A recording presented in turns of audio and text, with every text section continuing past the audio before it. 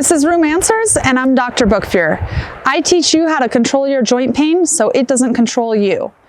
Now, I'm out here hiking in Rocky Mountain National Park, and it made me think of a question I commonly get asked by my patients, which is, what can I do when I have my joint pain or my arthritis? Should I be out exercising? Should I stay at home? What should I do? Now, if you're in a flare-up, obviously let the flare-up subside, relax, do everything you need to just let it pass. But if you're not in a flare-up, I think it's an excellent idea to get out, walk, hike, run, whatever you can do for a form of exercise. When we get out and we're doing these things, we strengthen our tendons and our muscles, which surround and support our joints. So then the next time we do have a flare-up, our surrounding support structures are much stronger and the flare-up won't be as bad.